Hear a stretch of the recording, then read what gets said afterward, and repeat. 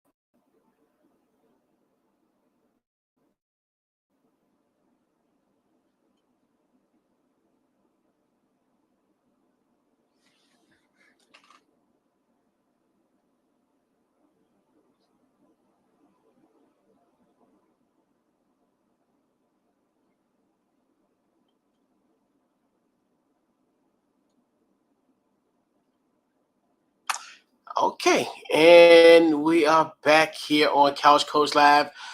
I do not know what's going on. There's so many technical difficulties going on here, but we're going to march on here on a Tuesday night here under lights here on Couch Coach Live. We're back here, back at it, episode 370 of Couch Coach Live. We'll bring in X and momentarily. It's going to let me bring X in the frame. Let's see what we got here. And it should be bringing X shortly. I don't know what's going on. Craziness. What's up, Coach? What's going on, X? How you doing, man? Oh man, I can't complain. Can't complain.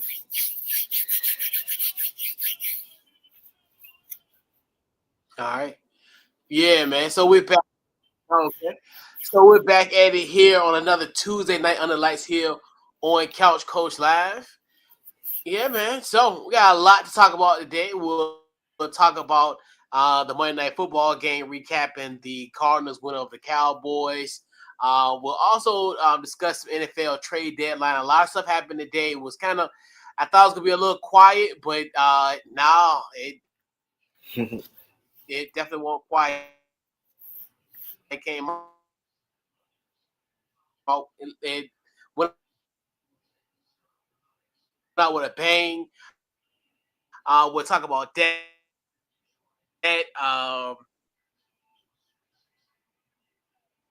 Jayden Daniels, the latest with Jayden Daniels' injury.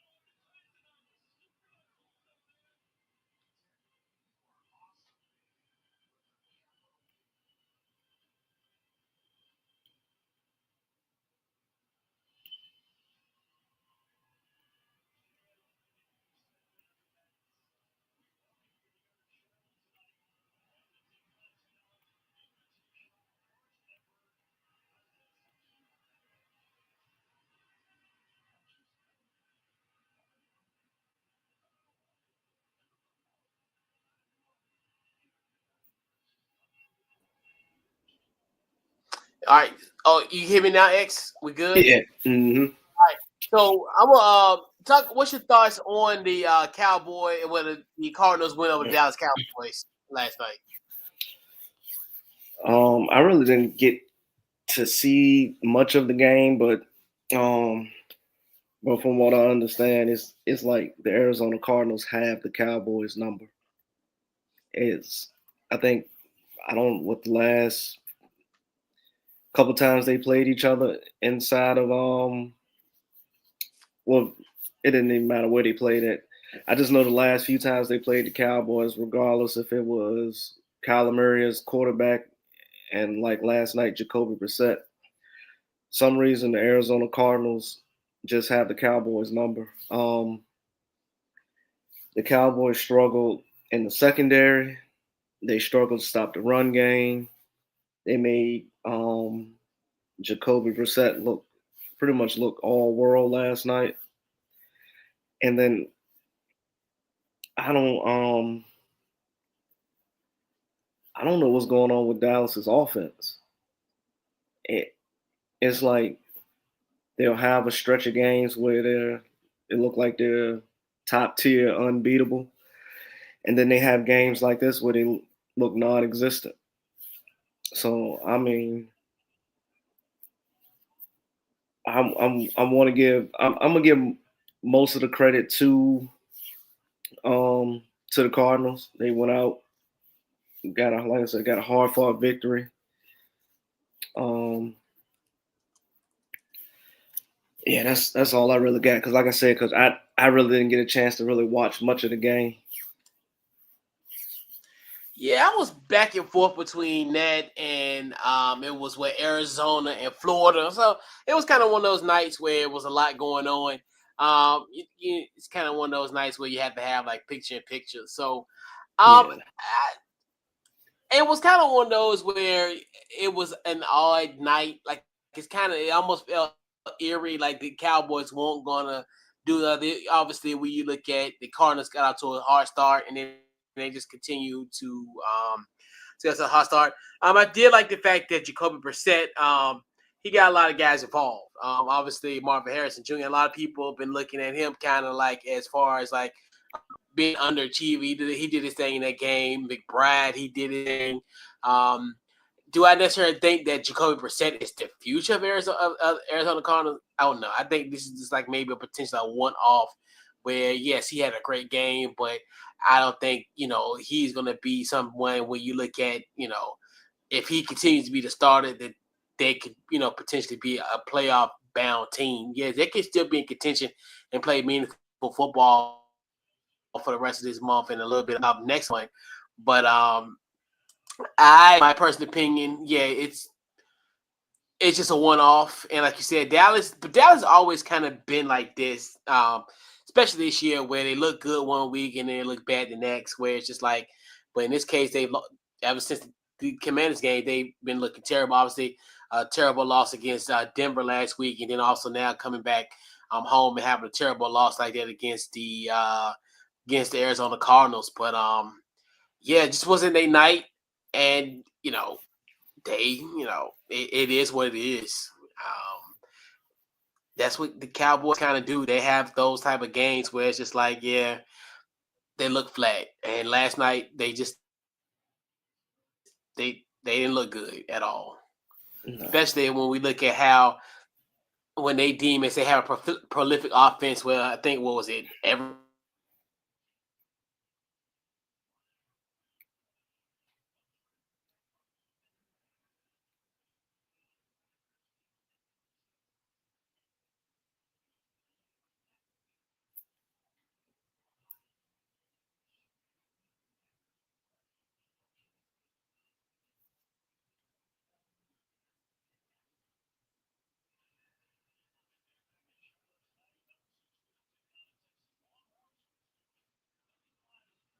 Can you hear me?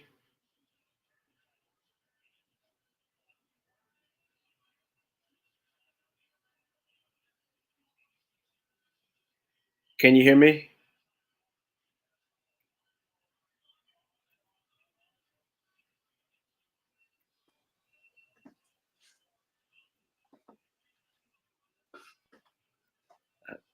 I yeah, it's something going on.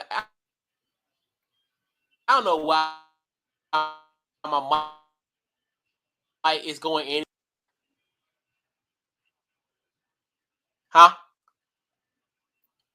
It's like I can hear every Can you other hear me? word you say. I can hear like every other word you saying.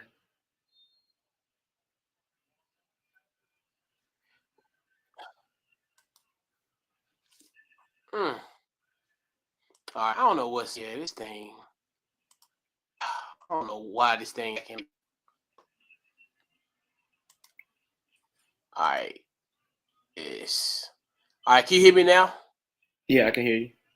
It's still saying. No, I can hear you. All right.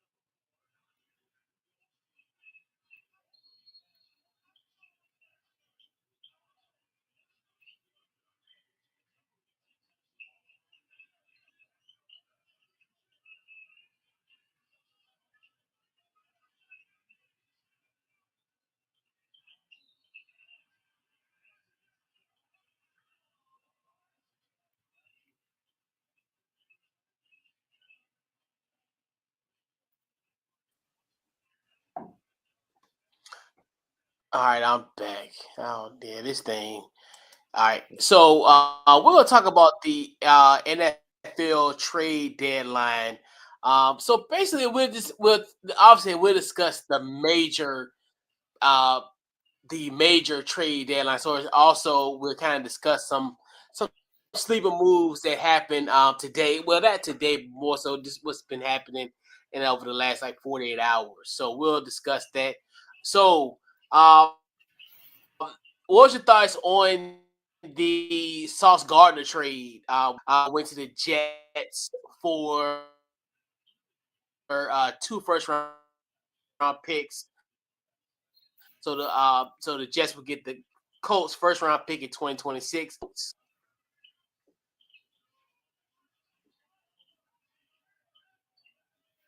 Um, I Did you hear mean, me? yeah, I did. I think that was like one of the most shocking trades of the day that I saw.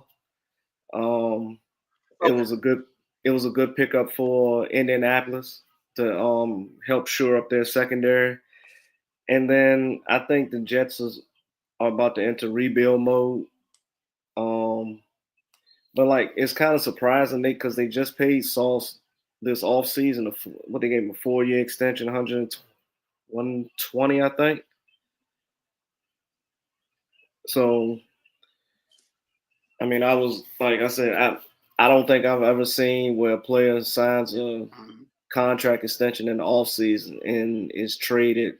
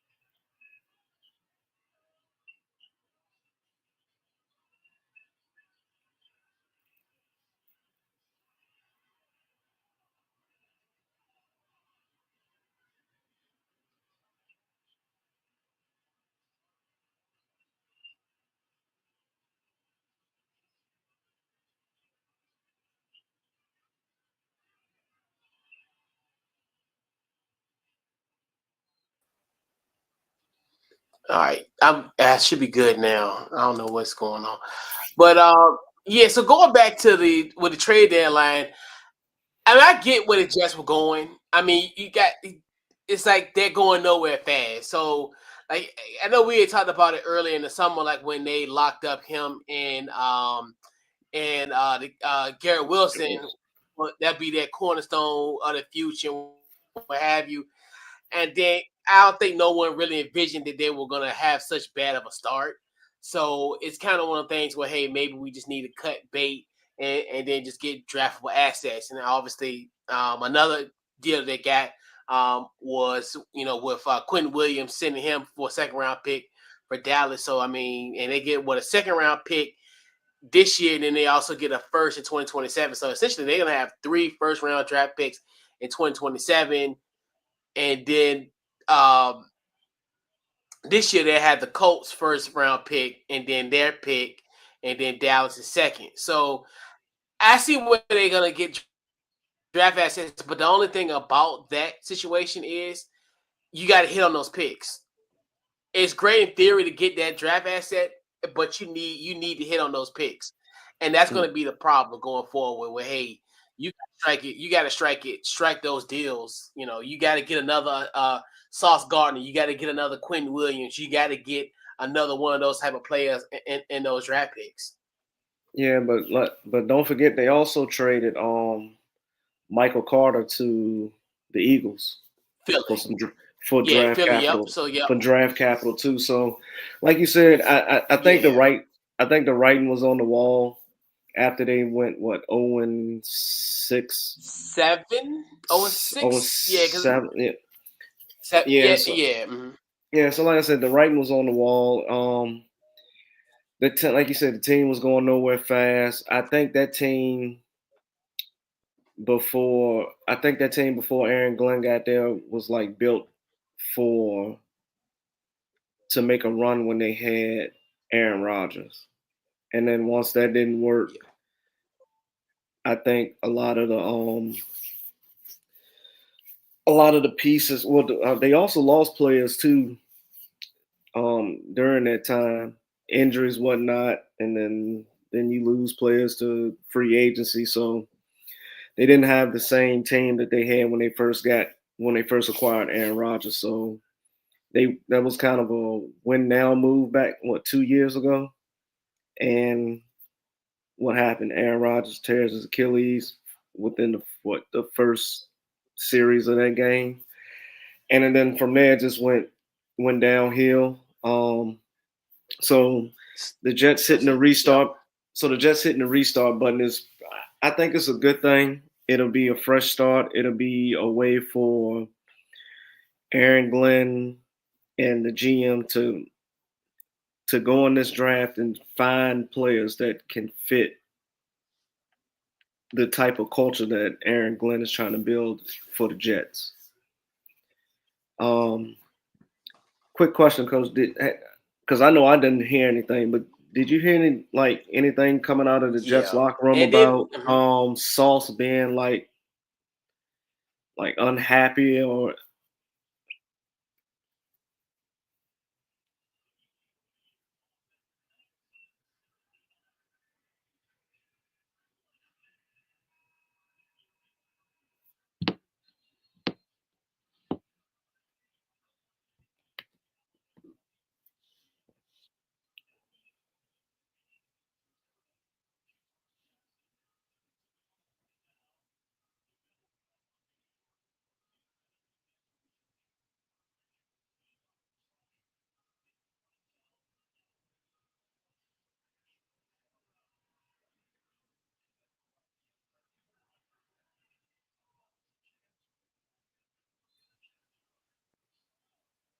all right. And I think for the Colts situation, I think that just lets me know that they're all in. They're all in on Daniel Jones, because I know a lot of people probably thought to themselves, "Hey, it was going to be like a rental for them. Hey, we're just going to see what he could do. Maybe we draft a quarterback in the first round, kind of end our wrongs with the Anthony Rich situation." So giving up 2 first round draft picks just let me know, hey, they're all in on Daniel Jones for at least the next 2-3 years. So and getting a guy like a Sauce Gardner definitely going to help their secondary. And I think the good thing about that is where I think he can definitely that puts them in, I think, in a contender situation. Where I think he could go against because AFC really you got some dogs in the AFC as far as wide receiver wise, but it's more like most of the successful teams in the AFC they have like a combination. They don't necessarily have like that end all be all, like that number one guy, like as far as that stands out. So he could definitely do some damage on some opposing wide receiver units. So yeah, I like what the Colts are doing. I think definitely way more optimistic than what I thought they were going to be in the beginning of the season. I definitely thought this was going to may have been like a prove it year. Well, it's been a prove it year, but they have exceeded expectations with Shane Steichen and also Ball as GM. So and they look like they'll be here to stay in Indy for quite some time. But yeah. So what other moves that you liked in during the trade deadline these past 48 hours? Um, I hate to admit it, but I like the pickups that the Eagles made over the weekend. With Phillips, and then we said Michael Carter, and who was the other guy that they picked up? Man, the Eagles made so many moves over these past 48 hours, or over the weekend, and yeah, over these past 48 hours that kind of lost track. But um, I like the pickups the Eagles made. It makes them it gave them more depth on the defensive line, especially to generate pressure on the quarterback. Something that they were good, something that they were very good at last season, and it showed, especially in the Super Bowl against the Chiefs. So that's my choice for who I like as far as making moves this during the trade deadline. Yeah. I think Seattle did a sneaky move in getting Rashid Shaheed from the Saints. Now you're looking at that's a nice weapon to add with Jackson Smith and Jigba, and also Torrey Horton. Um, I'm glad we had to play with Shaheed against him on Sunday, but let's go to show you like Seattle's another one where they're trying to make a push because they're going to be in a big race with the Rams in the NFC West. So you got to kind of get another guy to add to Sam Donald's weaponry, and that's one thing too where it's funny as that we figured that them losing DK was going to be somewhat of a it was going to be a move where they might take a few steps back, but now I feel like they're going two steps forward, especially with this receiving core. So I definitely like what they have added. That's a good move, and then obviously, I mean, we can't not talk about the Quentin Williams trade. That's gonna be a good move. Teams kind of got themselves in a spot where hey they can put themselves together. I don't necessarily. I know Dallas at 3-5-1. They'll still be somewhat in. They're still in the hunt, but I don't know if that's going to be like the deciding factor to keep them to put them in a playoff picture. But it's a good piece going forward, regardless. Yeah, yeah. What quick question. What did you think about um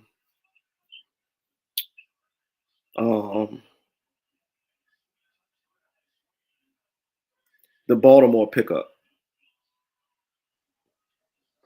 Yeah, I thought we talking about what they got to do. The guy from the Titans. What was it? Line I know you no. talk about right. That's what you What's talk it? about, right? The guy from Yeah, yeah. talk about. Yeah, it was a solid pickup.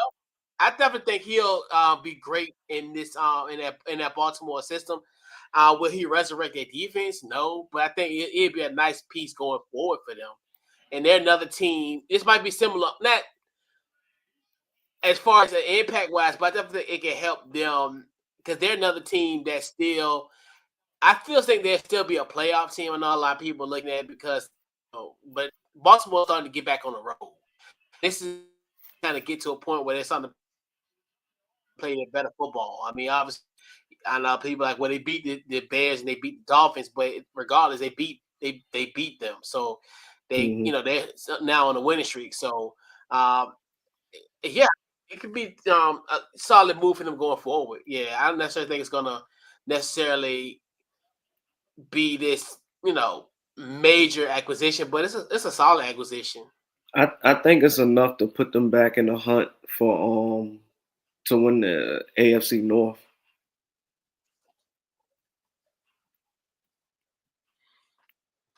Yeah, because they're another team where because really the only really team that's in contention is the Steelers.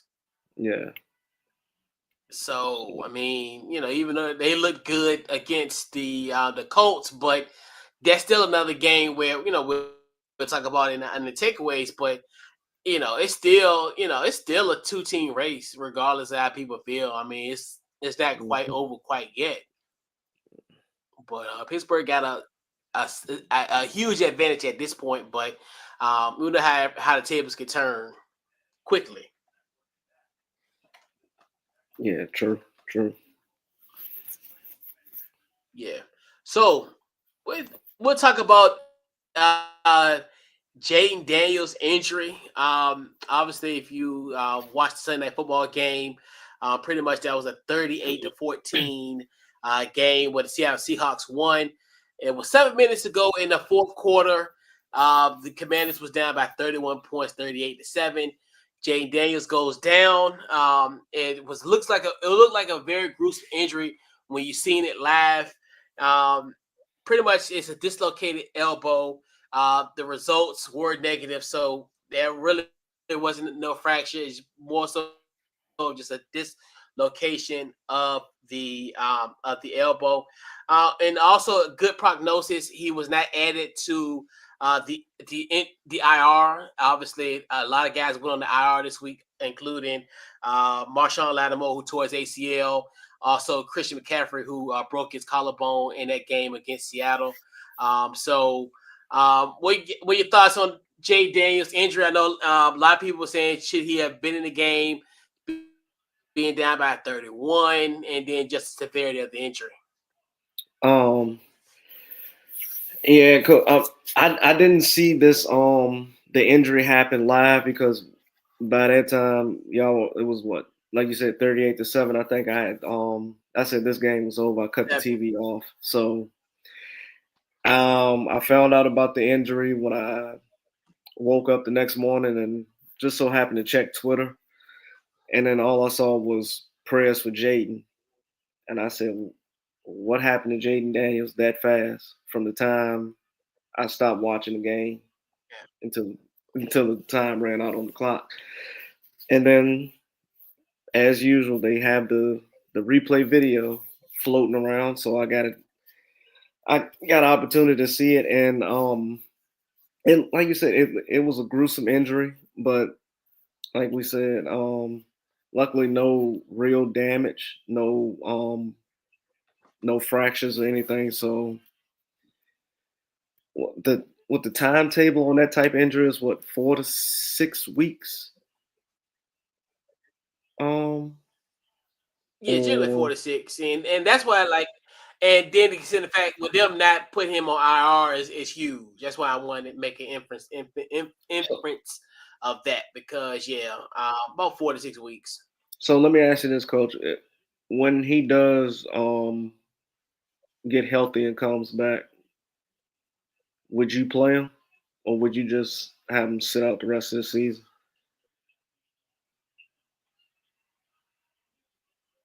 It really just depends on when he comes back. Like, but I think I probably lean towards him not playing, um, because at this point, if you're looking at if you say at 4 weeks from today, that would be the Minnesota game. Um, I think if they're still if we're still somewhat in the playoff hunt on December the Yeah. 7th against the Vikings, I am. But if we're not, if I put it this way, if we three and well, we won't be 3-10. We'd be probably like three. If we 3-9, because Mm-hmm. obviously, because we got Detroit, we got Miami, and then we got Denver. So we only got 3 games to that. So Mm-hmm. if we end up being 3-9 going to Minnesota, yeah. But if we miraculous are 6-6, then it's a different story. So or 6. Well, it wouldn't be 5-6. It would be 5-7 because that'll be 12 games. So either if we are either 6-6, 5-7, Mm-hmm. I think you are. But I think way things may go, we might be 3-9. Then if we're 3-9, we're done. Yeah. We won't be in it. So um, I want to play him if it's meaningful because at this point, as you've seen his injury history this year, where he came back, another injury happens. Obviously, with the knee injury on Thursday Night Football in Week 2, he comes back against Dallas. Oh no, that's right. That's right because he played the whole game against the Chargers, so I give him that. So he didn't. So he played the game against the Chargers. Then the next week against he played two straight games. Couldn't think about it. He played 2 straight games and then ended up getting injured against the Cowboys with the groin and then this one with the elbow. The good thing about those injuries, they weren't like kind of reoccurring. So it won't like something where like he got re-aggravated. So Yeah, yeah. but he's starting to like these injuries are starting to happen frequently and starting to take a toll because he's not the biggest person that we've seen at the quarterback position. Yeah. He's like thin framed. He's kind of Yeah. he's built like how RG3 was built back when he was quarterback for Washington. Like as far as stature and body type, like thin framed. And I don't Yeah. know. I just feel like if if I'm Jayden, and like you said, I'm looking at these games over this next 4 weeks while I'm out. If we go 0-3 in this next stretch, I'm hoping Dan Quinn comes and goes to Jayden and says, "Look, the season is lost. You get 100% healthy. We hit it hard in the off season. Come back ready for next season." But like you said, if there's Yeah. still, but if y'all are still in contention as far as a playoff spot, then I'll roll the dice and bring them back. But you gotta have a talk with Jayden. You gotta tell him, hey, you may have to change the play calling just a tad bit as far as those QB design runs. He's gonna scramble. We know that, but as far as like the design runs, man, to take that out the playbook. So Yeah. And I think the thing like with that situation, it was a freak accident. Like he landed how he landed in the elbow. So it's kind of one of those where when people try to do the comparison as far as the injury, as far as RG3, like, look, I would rather take what happened to him because even if he doesn't play for the rest of the year, he can still rehab during the offseason. Versus RG3, he gets hurt and he tears multiple ligaments in his knee, and he cannot and he wasn't able to essentially rehab. He had to rehab during the summer, so that's another. So he'll still come back next year better than ever if they decide not to play him, for the rest of the season. So to me, crisis is aborted. Like we're not talking about like if knock on wood, we're not talking about most of his injuries have not been serious. And that's the thing about where at least, hey,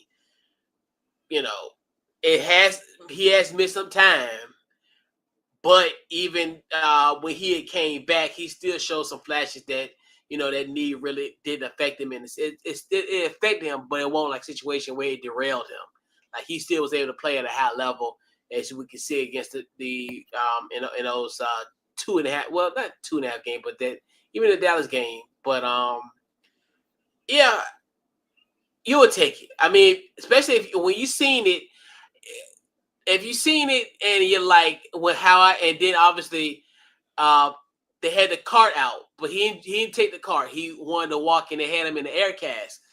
That's when you first seen it, when initially you're like, oh my God, this is once again, this is but then hearing the MRI results and also the X-rays, I'm like, yeah, we good.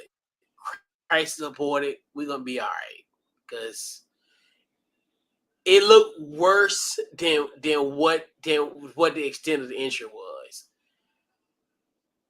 Yeah, so once I found out that the X-rays was negative, I was like, just be thankful. I like when I heard that was such a sigh of relief because I'm like, he'll be fine. And it was his non-throwing elbow too, so his non-throwing hand. So he'll be non-throwing arm, but yeah, he'll be all right. And then the thing that kills me about everybody, especially the local media, not nobody in particular, but some people, they're like, is he injury prone? But I'm like, do y'all say the same thing for Joe Burrow? Do y'all say that for other quarterbacks? I'm like, I get that people say he's injury prone, but at the end of the day, who ain't injury prone at that position? I think So I think with Jayden, I think they're trying to do the RG3 comparison. and it's As far lazy, and I hate that. I hate it, and it's lazy. so, but like I said, it's just one of those seasons where he's just unlucky. That's all it is. Yeah, yeah, and yeah, because RG3 is a different story. Like, see, the thing with RG3 people don't realize is he shouldn't even have played that Seattle game. I think once he had got hurt against Baltimore, that's when they should have stopped him because even though like Kirk Cousins did his thing against Cleveland the following week, he should have been there. And then because I think he had some damage against that Ravens game because I'm telling you, Holy Yeah, Nata, he crushed RG3 in that one. So then you think to yourself, he was on that knee brace and they just kept on riding the high hand versus here. No. So it's some differences, but it's a way more different where yes, like did they, because even when they try to like with this whole like I talked about the other injuries that he's had, those were never re-aggravated. So the D still straight, the hammy still good, But yeah, but that's like the whole team, like I had mentioned, like as far as everybody else, because you look at like what happened to Marshawn Lattimore, he tore his ACL. Luke, he tore his collarbone. So it's just like, and then Terry against Kansas City, he re-aggravated the quad. So I'm like, so it's kind of one of those where it just been an unlucky season. Like we had always talked about it. Like people kept on saying, "Well, oh, you made it to the NFC Championship game, you'll get back." And like it's you never know how things will plan. People gotta understand. Last year we were really lucky as far as from a health standpoint. We were healthy for the majority of the year, so it's kind of one of those things where you don't really get that kind of luck. So it's just like you strike it while it's hot. Like don't just like, oh, you glad to be there. No, you wanna win because you never know if you ever get back to that point. We damn sure not gonna get to it this year. yes. But yeah. Yep. So we'll put a bow on week nine of the NFL season. Crazy to think how we done had 9 weeks of NFL football. Like it's literally halfway through. That's wild, man. That's so crazy. So what are your two NFL week 9 takeaways? Um,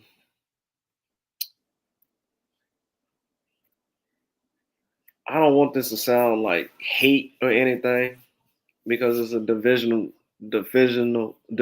opponent and somewhat divisional rival. But the Packers look.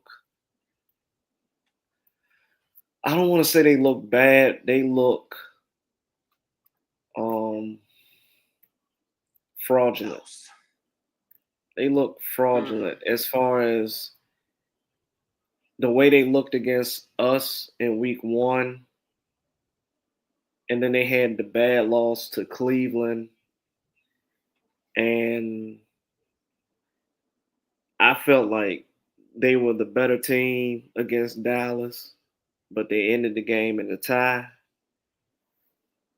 And I'm gonna give credit to Carolina because Carolina has played tough all season. It's no easy win against Carolina. So I'm not taking anything away from them, but the Packers should have won that game. You're at home. Like it's like they have those moments and spells where they go through just like you said, coach, they look lost. So that's one takeaway. And my other takeaway is I think we need to start putting Matthew Stafford as the top MVP um, contender. He got the he's got the body of work this season with the numbers and the way he got the Rams playing. He's got to be considered as, if not the top candidate for MVP. Yeah. Yeah, he's legit, man. Yeah. And yes, and shout out to Carolina, man. They're actually 5-4, man. They are above 500 in the midway point of the NFL season. So, they're starting to kind of get themselves together, and that's one thing too. Where the future's really bright for this Carolina Panthers team. Yeah, so for sure. I'm telling you, I know a lot of people. This whole Chase Brown situation where pretty much he kind of threw, pretty much telling them finish the effing game. And I know he getting a lot of slack, but I feel him. I know you got to read the room, but damn it all, in fact, this is another week where I'm scoring over 40 points and losing a football game. Like, how my offense generated 42 points and still lost the football game? Like, we gave up 47 points.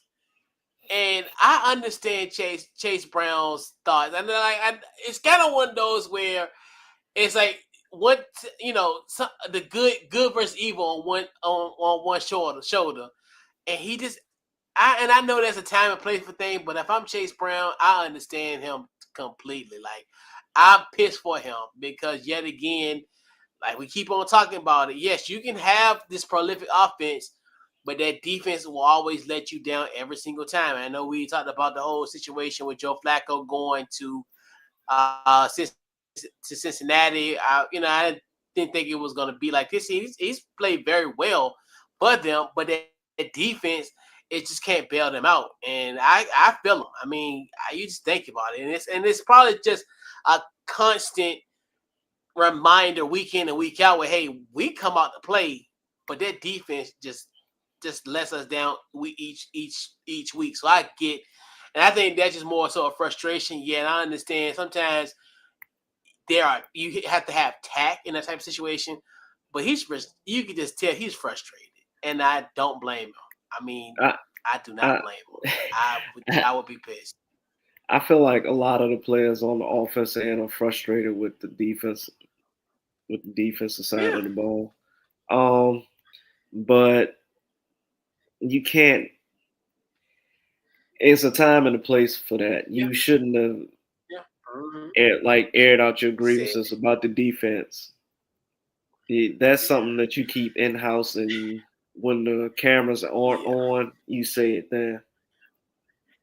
Yeah, and that's what I said. Like you have to apply that, but that's the thing about getting guys in the heat of the moment. Where these guys, most of these Yeah. guys, if they have just probably maybe just took a shower. Well, some guys they may even took a shower like where there's no grace period. So of course you're still in that heat of the battle, heat of the emotions. Yes, he's wrong for what he did, but I ain't mad at him because the circumstance. Yes, it's a time and a place for everything. Like I said, most of you got to have tact in a situation, but I understand his frustration because, and you got to think to yourself, there's really no necessarily no cool off period because I mean, pretty much, you probably just able to get dressed and then reporters come in. So it's kind of one of those where I get it, but yeah, it's a learning lesson. And then I look at the man, the NFC West is going to be a gauntlet. They what they have shown this week. Let's let you know, man. It's going to be a finish to the end.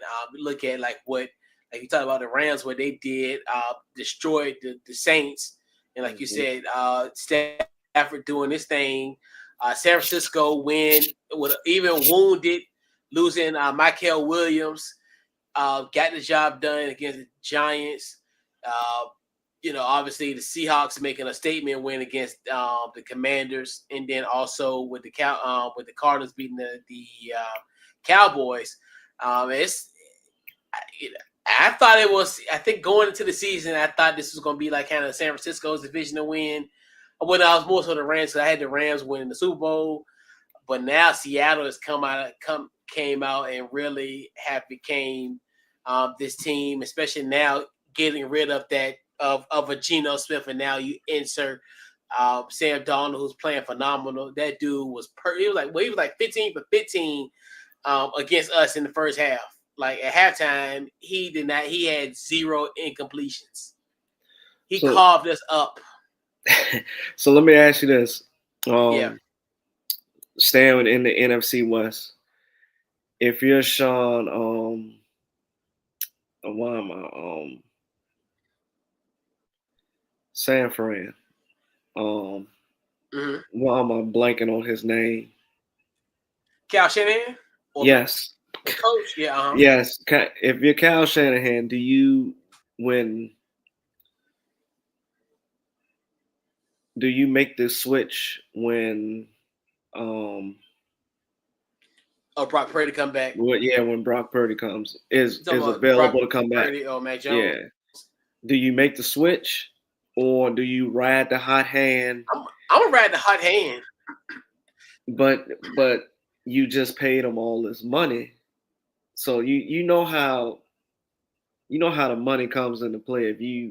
Yeah. If you're a $200 million quarterback and your backup has the hot hand in your Yeah. Oh absence, yeah, you're getting there. and if he does that, does that mess up the team chemistry, or do you think that Cal has enough of a stranglehold? I'm not a string, but yeah, has enough of confidence from his players in the locker room.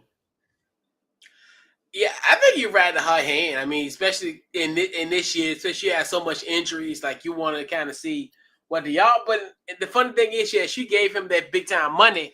I'm curious of the language in that contract and how long they can get out of that contract because I know they got to have some form of language because you think about it, just like you got him in a similar circumstance where you dropped him out of nowhere, Mr. Irrelevant. You had a guy in a Trey Lance who essentially you gave up draft capital to get him. You traded, Mm-hmm. you traded up to get him. So it's kind of one of the things where I think they probably got some language where they only maybe on the hook for another like couple of years, if that. Oh, I would go with Mac Jones, and I think that's the thing about what you have kind of seen in the San Francisco team, where they have kind of fried the hot hand. I mean, once they know, like same thing with Trey Lance. I think once he had the injury, then Brock Purdy comes in. We're gonna keep him. It's funny how you drafted him. You drafted Lance in 2021, and then you get another quarterback the following year. So to me, and they're just I would say they're interchangeable, but it's just such a friendly offense where it's kind of one of those where I'm not saying like everybody could fit in, but it's kind of one of those where most quarterbacks will be successful in that West Coast offense. So See, and that's the thing. right in the hot You, hand. you say it's not an easy offense, but the way that he can plug and play running backs and QBs in that offense, it kind of maybe it's his schemes that he has Yeah, that makes it more simplified for yeah, the running backs and the QBs. So yeah. It's more simple. I think he simplifies it a little bit more. Like, yeah, it might be a complex offense, but I think I hate to say this word, but he dumbs it down or give it to you in small doses, those that you can yeah, yeah. kind of stomach. I'll put it that way. So I Cal gives yeah, me Cal gives me the sense that he has certain plays that he know he can call depending on who's the QB. So he probably has a right. separate play call sheet tailor made for Mac Jones and tailor made for Brock Purdy. Yeah, probably So more likely. Yep, and yeah, yeah, and that just shows you kind of just how good of a coach Cal is and how he's able to kind of apt to have the strengths and weaknesses of his quarterback. And I think that's yeah, what a lot of people, kind of fail to realize. Like this is kind of what he's been doing. Obviously, I know I talked about a lot on the show. I think of Cal. I talk Cal in high regard yeah, because of that. Because I obviously seen it firsthand with what he did here in Washington, where he what he did with RG3, where that he wasn't really their typical prototypical quarterback, but what they did was kind of do the stuff that he did at Baylor and kind of incorporate it to his skill set. So they did a lot of homework with Art Browse and kind of develop a game plan for him. So and then obviously like what he did with Matt Ryan, turned Matt Ryan to he was an above average quarterback to an MVP. So um, yeah, his resume is legit. I know a lot of people still talk about the 28-3,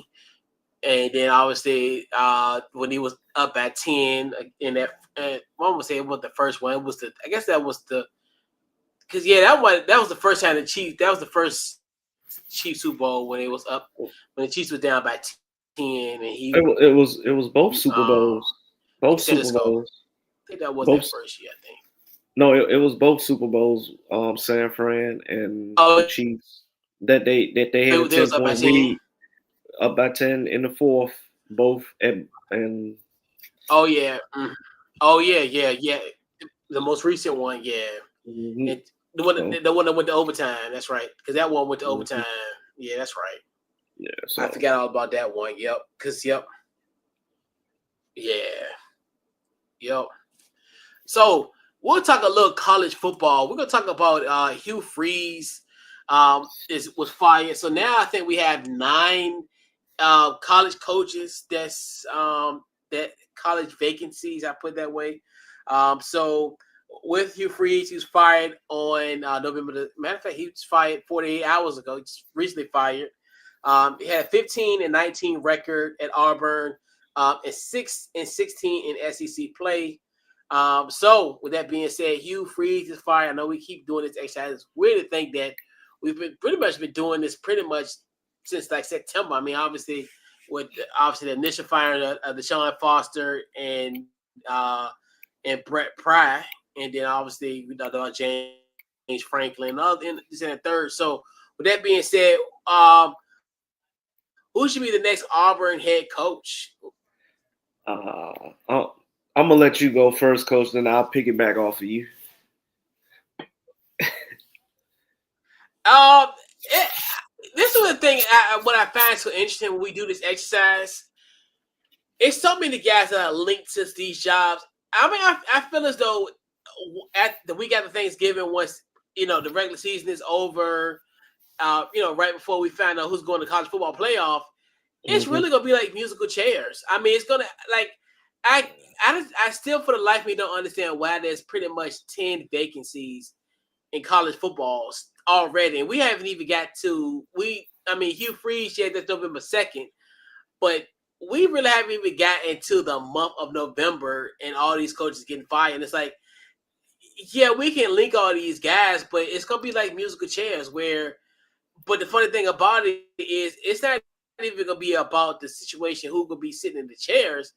It's just who's gonna be left standing with no seat at all, because these guys gonna be swooped up quickly, and I don't see 10 guys that I think like as far as that will fall into place into these jobs.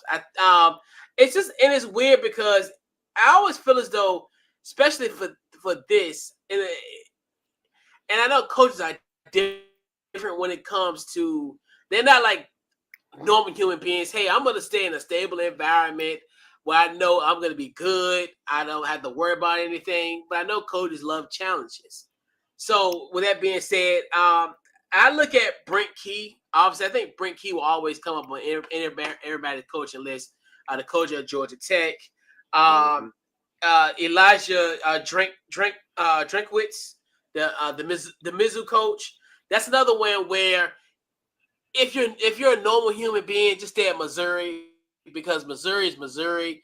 You don't have to worry about what you got to worry about at Auburn, because you have to beat Alabama that weekend after Thanksgiving. That's a given.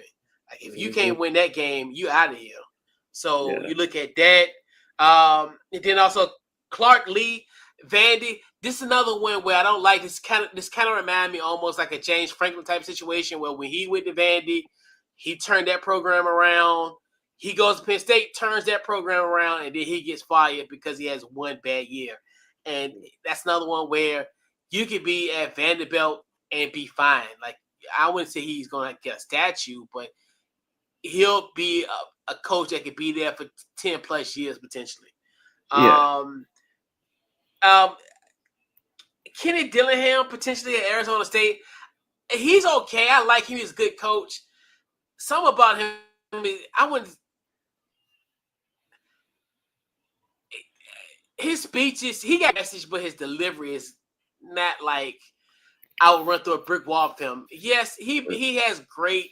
He's a great orator, but he's not somebody that's gonna be like rah rah and kind of like galvanize the troops. In my sense, I mean, I know I hate to make a war reference, but galvanize the players in that situation. So those are kind of guys I look at, and maybe a Jimbo Fisher just for the hell of it. But Auburn, like we talk about it, all these teams, LSU, Penn State. I mean, you gotta think to yourself, you're gonna. It's gonna be so much pressure. And I know these guys, we talked about it, aren't shy from pressure, but it's Mm-hmm. just one of those where it's just like something's got to give, because the expectation is so high.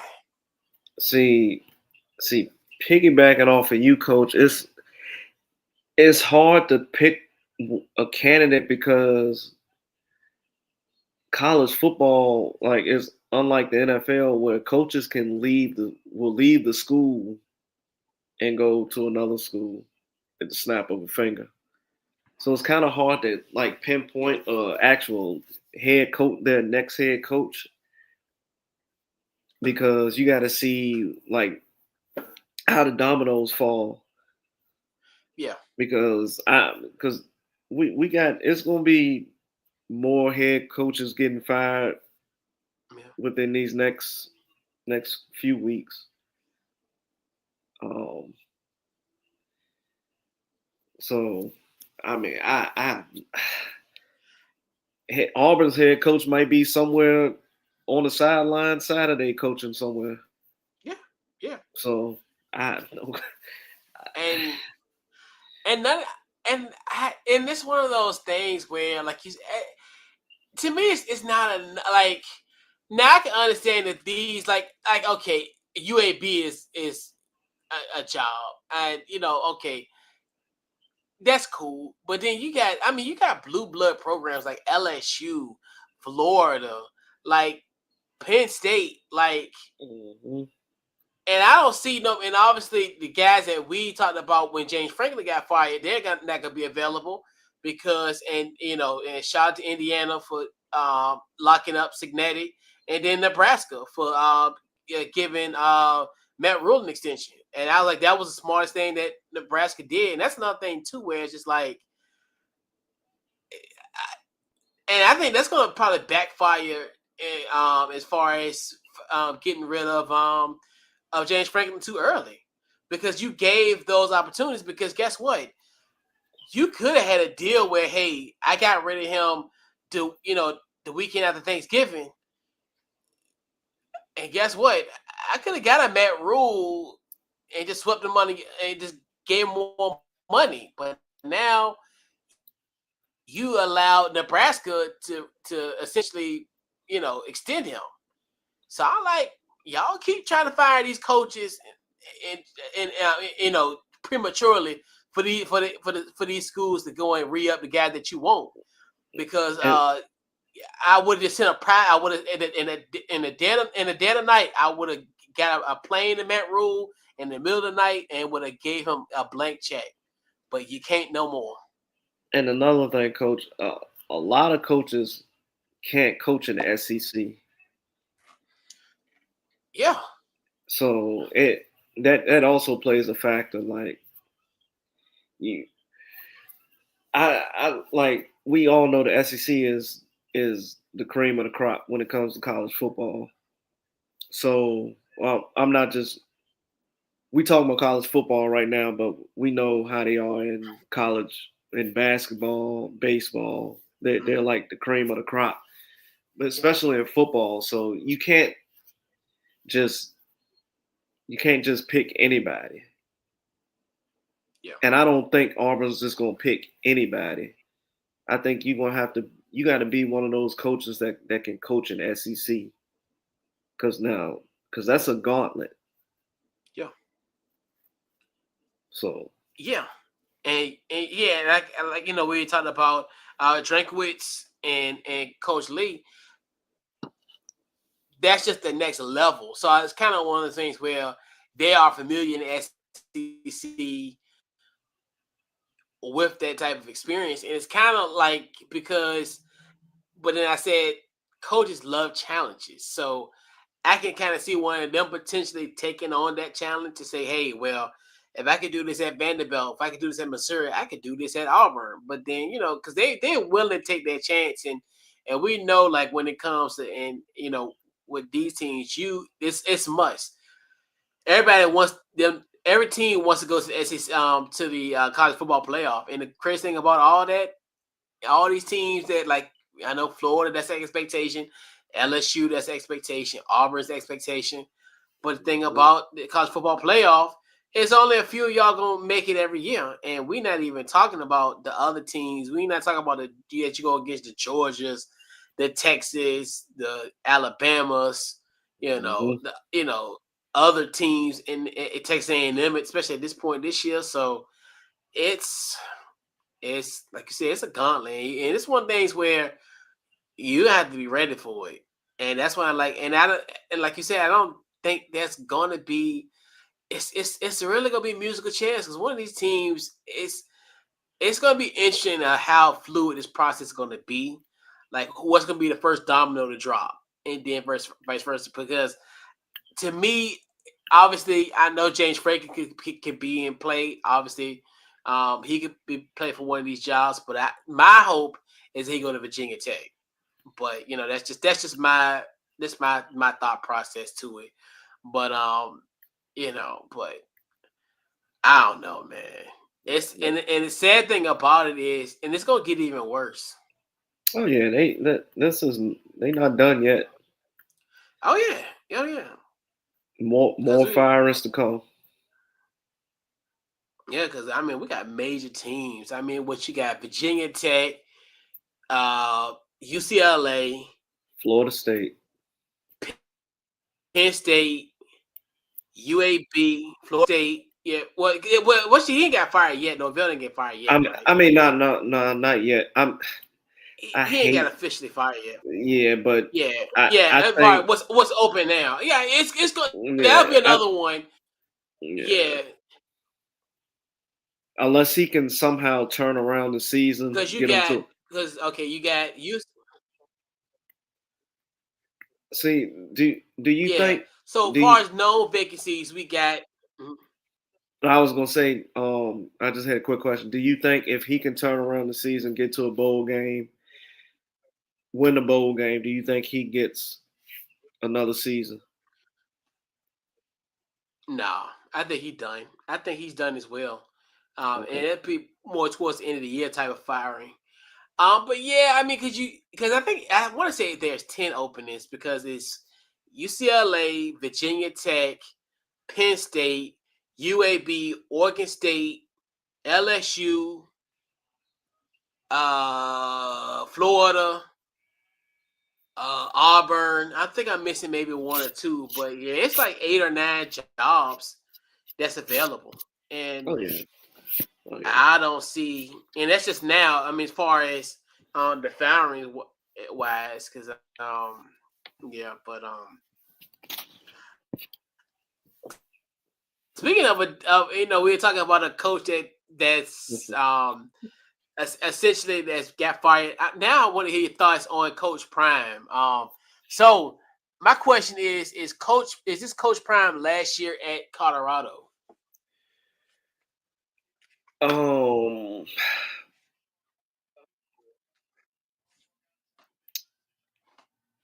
I feel like it is, but I'm tying my answer into what Florida State is going to do. And I kind of feel like he may have his eye on Florida State to see what their move is going to be at the end of the season. And I think that may dictate what Prime does. So my answer is this is last year at I don't. Colorado. Yeah. Mhm. I'm gonna say yes. I think this may be his last year at Colorado.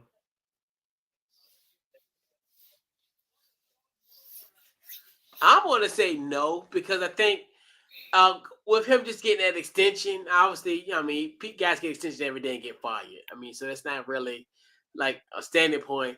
But I think if this, I'm gonna say no, this isn't his last year. But the thing about this going into 2026, it's gonna have to be a lot of changes. I know the AD is probably gonna put some pressure to him. He's gonna probably have to get rid of some guys on the staff. I think he'll probably gotta do like almost like a damn near clear house. I mean, definitely with Pat Shermer, I definitely think he needs to get rid of Pat Shermer for sure. Like I think that's should be the first move of him. And get rid of some of this coaches on this coaching staff. And now like what's Colorado's what 3-6, and they're 1-5 in the Big 12. So if they got 3 more games left. They got to go to West Virginia this week. They got then after that they got a bye week. Then they'll play Arizona State and then go to Kansas State to finish the season. So I think if they can get to a bowl game, I definitely think that could be if they can be bowl eligible, win the next 3 games, be 6-6. And then now I'm curious. This whole thing about now Julian Lewis is gonna start, which I found it funny that he finally made a change to Juju Lewis, and they asked him, well, what's the as far as the reason why you're starting him, and he says common sense, and it's funny because like it should have been common sense from the start. Like this move should have happened a long time ago because, especially when you bring in a guy of that nature, when you know like Slovis is not doing this thing, you got to bring in him because he's another one where he came in January of 2025, so he's been with the team for almost a year. So it's kind of one of the things where it's like, is he not ready?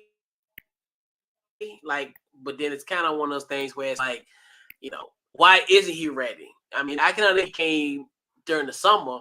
He been here since January, and the guy that you got from Liberty ain't working out. You need to put him in. So it's kind of one of those where I really want to see what he's going to do these final 3 games, and he put on some good film and potentially do that. But um, the thing about if Colorado probably had a better record, I think he could have put himself in that position because I know a lot of people was looking at him with if he was more successful, that maybe the SEC would be calling for him and what have you. And I think it's one of those things where if they do make that call, I think it's more for the money, more so than the team success. Um, in my personal opinion, just a simple fact of he's got NFL Hall of Fame coaches pretty much on his staff, and it's still not working. And it's just one of the things. And then like the recruiting has been a little shaky. So it's kind of one of those where they have to clean that up, and I think they'll at least give them another year to kind of fix this situation.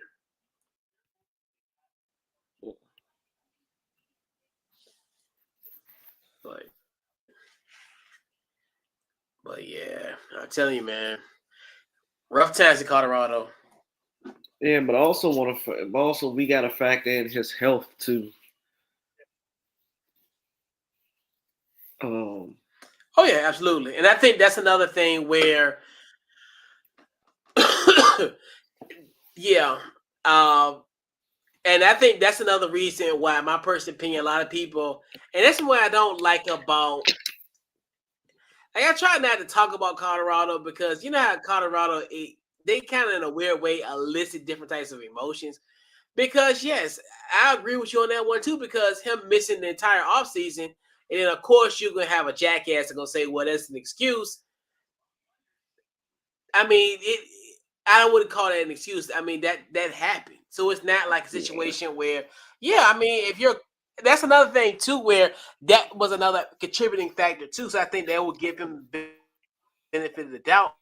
But I think if he has another season like this time next year, he's out of there.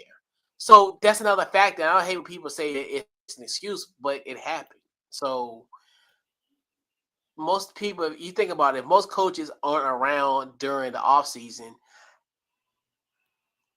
teams may not. It's not going to be as successful unless you have great coaching staff, which I don't necessarily think he has that good of a coaching staff that can kind of withstand that type of stuff. So it's a factor. It's a factor, and I know people gonna say it's an excuse. No, it's don't. I don't call it an excuse. It's a factor. It's one of the reasons why they probably aren't good. But it's due to no his fault. I mean, what the hell you wanted him to do?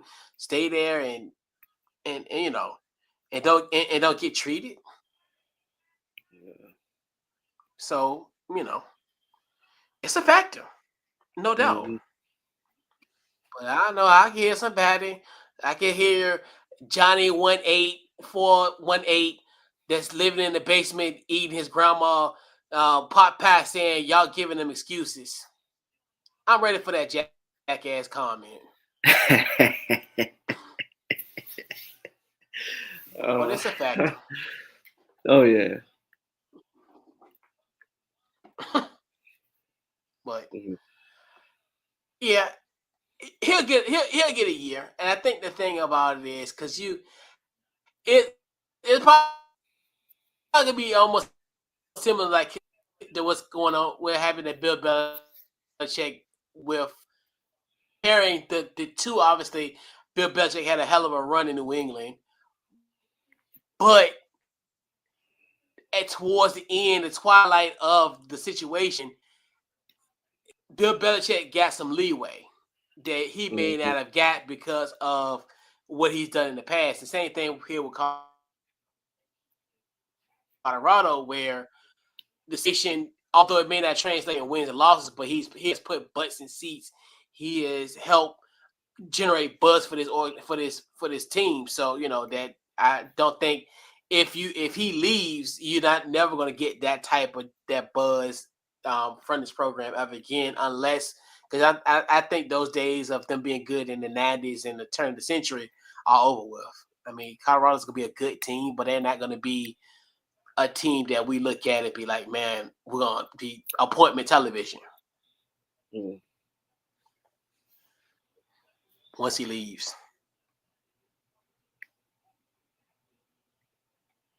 But yeah, yeah, man. But yep. So we'll put a bow on tonight's show. We'll give it. Who gets this week's game ball for you? I'm gonna give it to UVA. Um, went cross country to the West Coast this past Saturday. Beat a dangerous team in Cal. Um, and in the process, kept their ACC championship hopes alive, and also their college football playoff hopes alive. Yep. Man, I gotta give a huge shout out to the VCU Rams men's basketball team, a convincing 103, a 74 win over Wagner. And Coach Phil Martelli Jr.'s debut, get his first win as VCU head coach. Definitely huge shout out to him. Great game yesterday for the Rams, and got some tough tests, some tough teams in the next couple of days. Utah State on Friday night, and then you got St. Peter's coming to town next week, and then they head to Raleigh to face NC State Mm. on the 17th of November. So, really want to see how that team plays in Raleigh. So, but yeah, it's some exciting times at VCU, and and obviously, I'm just hoping the fans will be a little bit nicer this go around, this year. But but we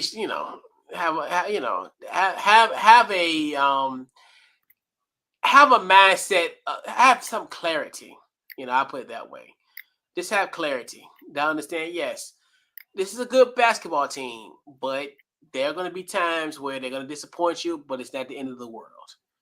Oh yeah, So yeah, and yeah, this is a good team, and you gotta. It's a great organization. Always wins 20 games, at least 20 games a season, and that's all you want. Always in the NCAA tournament. If they're not in it, they at least in a bubble, or they kind of in the in or out type of bubble. So it's a great team.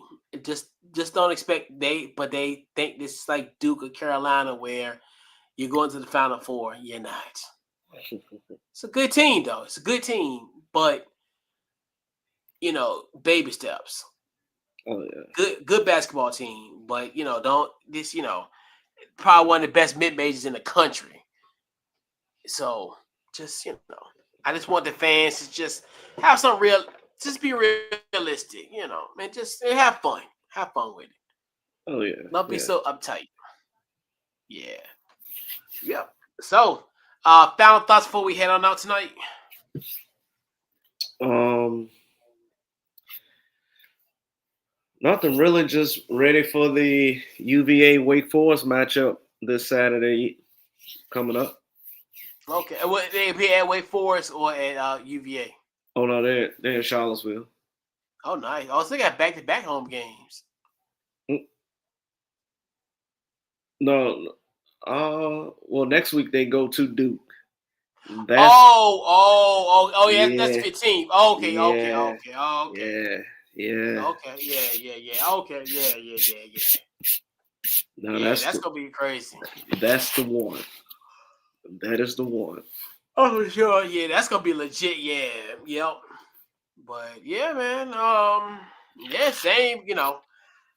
I got a lot. Well, I don't say a lot. I think this weekend just could be chill. I thought about going to Georgetown. I may not go to Georgetown. Um, then I might have a doubleheader in DC. Hopefully, Whew, in 2 weeks. Uh, hopefully, we shall see. I got On the 22nd. So hopefully, it'll be a doubleheader. If not, I can get one out of two is fine. But I can knock out both if possible. So yeah, man. Social media. What do you find on social media? you. Twitter/X is X_J_SR. My IG is GameOnMedia_X. All right. And pretty much Facebook, Twitter, Instagram under Couch Coach Live, website couchcoachlive.com. Pretty much Apple, Spotify, Couch Coach Live. Anyway you get your podcast, we are there. So yeah, man. So this wraps up episode 370. And we'll catch you guys next week. And we're out. Peace.